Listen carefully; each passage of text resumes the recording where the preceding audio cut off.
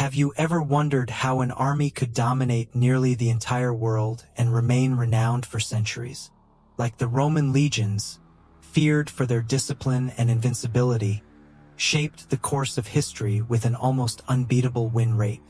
In today's video, we'll delve into the tactics and methods that turned ordinary men into the deadliest soldiers of antiquity.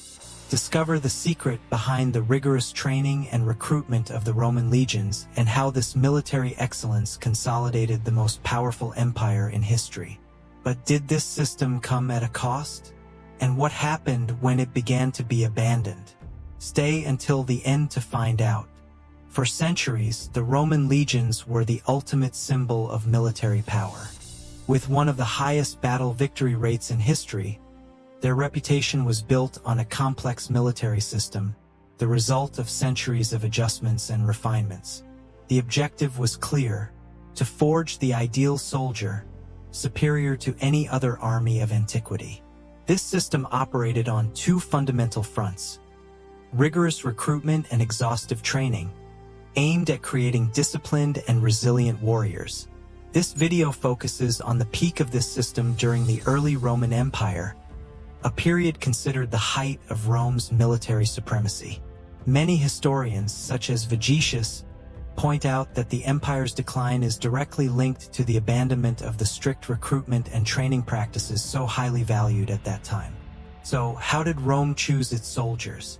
And what made legionary training so special? Let's begin by exploring the selection criteria. For the Romans, physical fitness alone wasn't enough. A soldier's background was just as important as his strength. While it was mandatory for legionaries to be Roman citizens, officers carefully considered the birthplace and lifestyle of each candidate. Regions with a militaristic culture were preferred, while areas focused more on commerce or urban life faced disadvantages.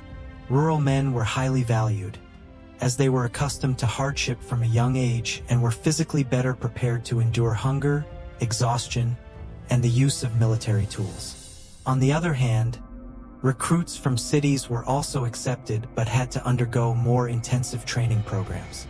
These men were trained to adapt to adversity, learn to use military tools, and, most importantly, overcome the comfort and ease of urban life.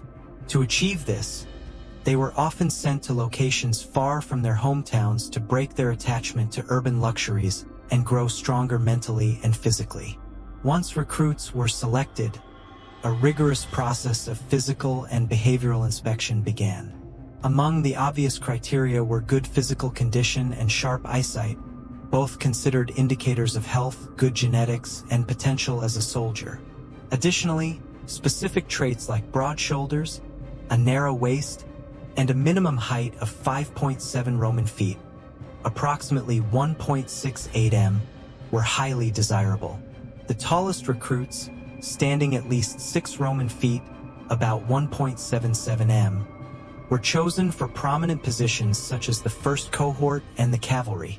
While height was an important requirement, a robust physique and superior strength could sometimes compensate for this characteristic. However, the Romans went beyond physical appearances. Less obvious but equally important traits were also assessed. Vigetius, one of the great military chroniclers of the time, highlighted the importance of lively eyes, a sign of intelligence and mental agility, both crucial for making quick decisions in combat. Other factors, such as good manners, a respectable family background, and even a sense of humor, were valued. These traits indicated discipline, the ability to follow orders, and a resilient mind, qualities essential for maintaining high morale during wartime.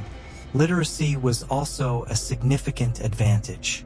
Soldiers who could read and write could take on important administrative roles, such as record-keeping and accounting, often under the direct supervision of tribunes. However, in the early empire, these positions required training and experience. It was only later, during the military decline, that literate soldiers were directly promoted to centurions due to a shortage of qualified candidates. Once recruits passed the initial selection, they faced the most challenging phase: intensive training. This 4-month process served as a rigorous evaluation period. Those who failed to meet the required standards were dismissed, while those who overcame the challenges took a solemn military oath, officially becoming legionaries. However, even after this transition, experienced generals still regarded these new soldiers as apprentices, as only the battlefield could prove their true capability. The first step in training was mastering the march, considered the most important skill. Marching not only built physical endurance but also taught coordination and group cohesion, pillars of the Roman combat style.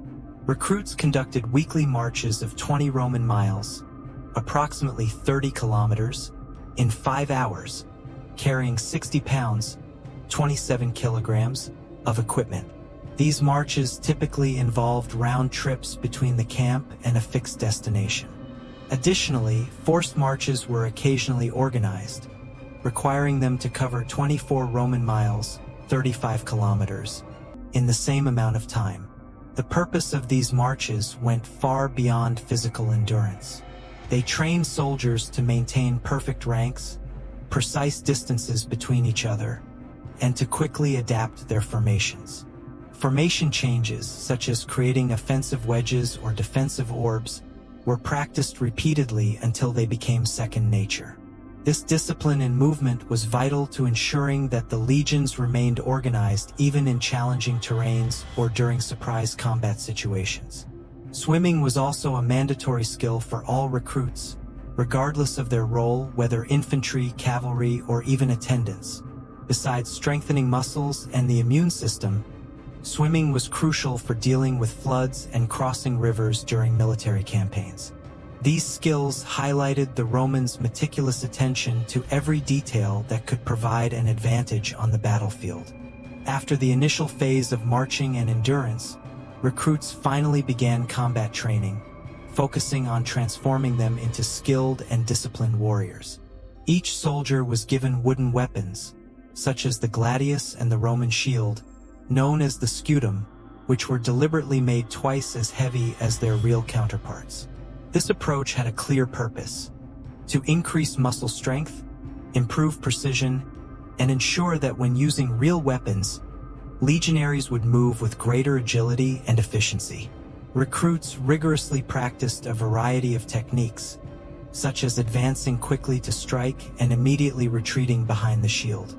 Although the gladius was capable of slashing, the Romans prioritized thrusting. This preference was strategic. Thrusting exposed the soldier less to the enemy, was more effective in tight formations, and required less effort, increasing the combatant's endurance. Moreover, even a small but deep wound could be fatal, making the thrust more lethal than a slashing blow. Training also included the use of wooden posts as targets, where recruits simulated attacks repeatedly. In some cases, professional gladiators were hired to instruct soldiers, bringing their combat skills to the military field. Exposure to the elements was another essential part of the program.